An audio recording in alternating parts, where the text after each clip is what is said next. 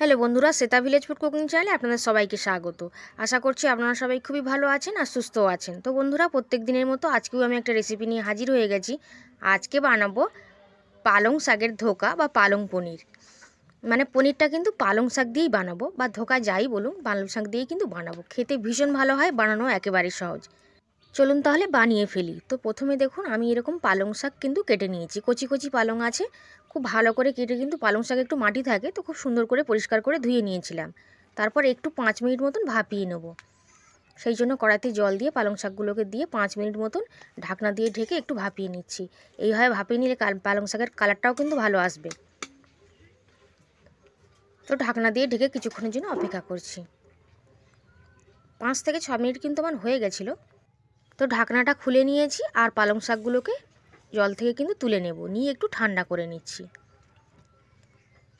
সমস্ত জলটা একটু ঝারিয়ে নিতে হবে, যাতে শাকের জলটা কম থাকে, এটা খেয়াল রাখতে হবে। আমি একটু অল্প করেই বানিয়েবো, সেই জন্য পালং শাকটা কিন্তু অল্প করেই নিয়েছি। আপনারা বেশি বানাতে চাইলে শাকের পরিমাণটা কিন্তু বাড়িয়ে দেবেন। তো বন্ধুরা, পালং শাকটা খুব ভালোভাবে ঠান্ডা হয়ে গেছিলো। এখন শিলনোড়াতে নিয়ে নিয়েছি, খুব ভালো করে মিহি করে কিন্তু বেটে নেব। আপনারা কিন্তু মিক্সিতেও বেটে নিতে পারেন, তবে খেয়াল রাখতে হবে জল যেন একদম না থাকে, তাহলে কিন্তু খেতে ভালো লাগবে না। তো পালং শাকের কালারটা দেখুন, আমি বেটে কিন্তু তুলে নিয়েছি একটা বাটির মধ্যে। এখন 4 চামচ পরিমাণে বেসন নিয়ে নিয়েছি। খুব বেশি বেসন কিন্তু দেওয়ার দরকার নেই। খেয়াল রাখতে হবে পালং শাক জল দিয়ে বাটবেন না, তাহলে কিন্তু ভালোই হবে রেসিপিটা। এরকম শুকনো শুকনো করেই বাটতে হবে। আর দিয়ে দিচ্ছি সামান্য লবণ। খুব ভালো করে কোনো রকমের জল ছাড়াই কিন্তু এইভাবে কিন্তু বেসনটা দিয়েই মেখে নিতে হবে। তো বেসনটা খুব ভালো করে শাকের মধ্যে আমি সুন্দর করে মেখে নিচ্ছি। দেখুন এই রকমই কিন্তু হবে, খুব টাইট হবে না, আর খুব আলগাও কিন্তু হবে না, এরকমই হবে। তো একটা থালা নিয়ে নিয়েছি, নিয়ে একটু তেল দিয়ে দিলাম। খুব ভালো করে কিন্তু চতুর্দিকে তেলটাকে ছড়িয়ে দিচ্ছি। আর শাকের যে ব্যাটারটা রয়েছে, মানে বেসন দিয়ে তৈরি করলাম, এটাকে কিন্তু এর মধ্যে দিয়ে নেব। নিয়ে কিন্তু ভাপাতে হবে। তো প্রথমে আমি একটু স্প্রেড করে নিচ্ছি, মানে ছড়িয়ে নিচ্ছি। তবে থালাটা অনেকটা বড়, অতটা আমার মানে পালং শাকটা নয়, ধোকাটাকে তো মাঝখান বরাবর দিয়ে রেখে আমি একটু চারকোনা স্টাইলে একটা শেপ তৈরি করে দেবো। আর উপর থেকে এরকম একটু চামচটা দিয়ে প্লেন মতন বানিয়ে দিচ্ছি। খুবই সহজ, আপনারা একবার দেখলেই বানিয়ে নিতে পারবেন, আর খেতে তো ভীষণ ভালো হয়। আর এখন তো সমস্ত বাজারেই পালং শাক পাওয়া যাচ্ছে, আর বাচ্চারা বিশেষ করে পালং শাক খেতে চায় না, তাদেরকে এইরকমভাবে বানিয়ে দেবেন, ওরা কিন্তু খেয়ে নেবে। তো দেখুন এরকম সুন্দর করে কিন্তু বানিয়ে দিয়েছি। তো এরকম একটা শেপ কিন্তু বানিয়েছি। এখন একটা ভাপিয়ে নেব। কত সুন্দর দেখতেও লাগছে দেখুন। আর একটু চওড়া করেই বানাতে হবে, কারণ পনির বা ধোকা একটু সব মানে চওড়াই মতন হয়। তো কড়াইতে জল দিয়ে দিয়েছি, জলটা গরম করে নিয়েছি, আর এই থালাটা বসিয়ে দিলাম। দিয়ে ঢাকনা দিয়ে ঢেকে 15 মিনিট থেকে 20 মিনিট সময় লাগে, বেশি সময় কিন্তু লাগবে না। 15 মিনিট পর ফিরে এসেছি, একটা কাঠি দিয়ে চেক করে নিচ্ছি। দেখুন কাঠিতে কিছু লেগে নেই, তার মানে কিন্তু এটা খুব ভালোভাবে তৈরি হয়ে গেছে। যদি কাঠিতে কিছু লেগে থাকে, তার মানে একটু বাকি আছে, আর একটু ভাপিয়ে নেবেন। আর হাতে কিন্তু কিছু লেগেও যাচ্ছে না, খুব সুন্দরভাবে কিন্তু তৈরি হয়ে গেছে। এখন থালাটা ছাঁচি দিয়ে নামিয়ে একটু ঠান্ডা করে নেব। আর এদিকে কিন্তু আমি রান্নাটা করে নিচ্ছি, মানে একই সঙ্গে হয়ে যাবে আর কি, তাড়াতাড়ি হয়ে যাবে।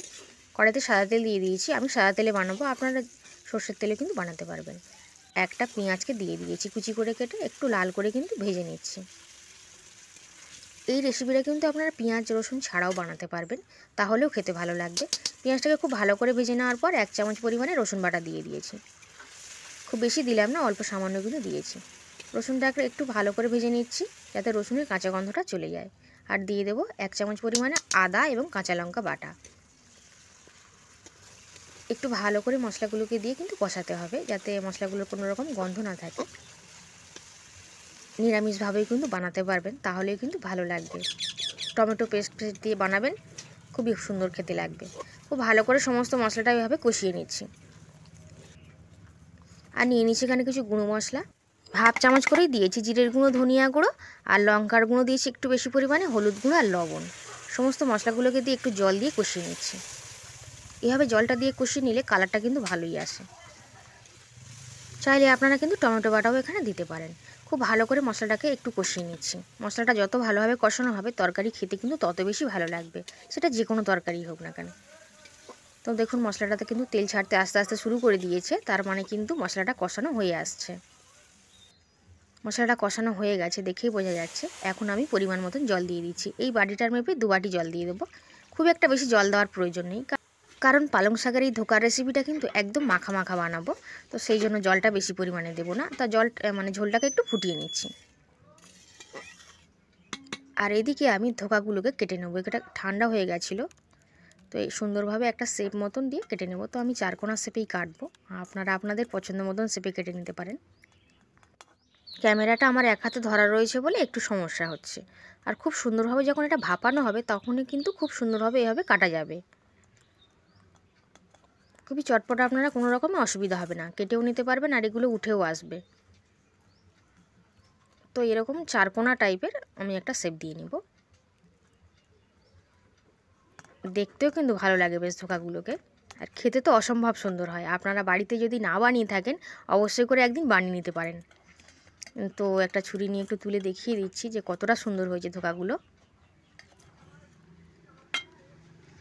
দেখুন কতটা সুন্দর হয়েছে। আর একটু মোটাভাবে বানালে আর একটু চওড়া চওড়া হতো, আর কতটা স্পঞ্জিও হয়, নরমও হয় বেশ। তো সবগুলোকে কিন্তু কেটে তুলে নিয়েছি, কেউ ভেঙেও যায়নি। দেখুন প্রত্যেকটা কত সুন্দরই কিন্তু হয়েছে। তো আমি অল্পভাবে বানিয়েছি, তাই আমার এই কয়টাই হয়েছে। তো আপনারা বেশি করে বানিয়ে রেখে নিতে পারেন, ফ্রিজে রেখে দেবেন। ঝোলটা দেখুন ফুটতে শুরু করে দিয়েছে। এই সময় কিন্তু আমি পনির বা ধোকাগুলোকে দিয়ে দিচ্ছি, পালং শাকের ধোকাগুলোকে দিয়ে দিচ্ছি। দিয়ে একটু নাড়ি চাড়িয়ে মিশিয়ে ঢাকনা দিয়ে দেবো। 10 মিনিট পর ফিরে আসছি। 10 মিনিট হয়ে গেছিলো। দেখুন একদম মাখামাখাই হয়ে গেছে। এরকমই কিন্তু আমি বানাবো, আজকের ঝোলটা এরকমই রাখবো, একদম মাখা মাখা থাকবে, তাহলেই কিন্তু বেশি ভালো লাগবে খেতে। তো একটু নাড়ি চাড়িয়ে দিচ্ছি। রান্নাটা আমার প্রায় শেষের দিকে, মানে হয়েই গেছে। তো এখন শেষ মুহূর্তে নামানোর আগে একটু সামান্য পরিমাণে চিনি দিয়ে দিলাম। চিনিটা দিলে মানে স্বাদের একটু ব্যালেন্স হবে, খেতে ভালো লাগবে। যদি পছন্দ না হয় নাও দিতে পারেন। তো বন্ধুরা এখন আমার কিন্তু পালং শাকের পনির বা পালং শাকের ধোঁকার রেসিপিটা একেবারে রেডি। কড়া থেকে নামিয়ে একটা প্লেটে সুন্দর করে সাজিয়ে আপনাদেরকে দেখাচ্ছি। কাছ থেকে দেখিয়ে দিচ্ছি, দেখুন কতটা সুন্দর দেখতেও লাগছে, কতটা লোভনীয় হয়েছে, খেতে কিন্তু ভীষণ ভালো হয়। এটা কিন্তু ভাত, রুটি, পরোটা সব কিছুর সঙ্গেও খাওয়া যাবে। রেসিপিটা কেমন লাগলো কমেন্ট করে অবশ্যই জানাবেন। ভালো লাগলে ভিডিওটিকে অবশ্যই করে লাইক করবেন। আর যদি আজকে চ্যানেল নতুন বন্ধু হয়ে থাকেন অবশ্যই চ্যানেলটিকে সাবস্ক্রাইব করে নেবেন। আজ তাহলে এই পর্যন্তই, আজ আসছি।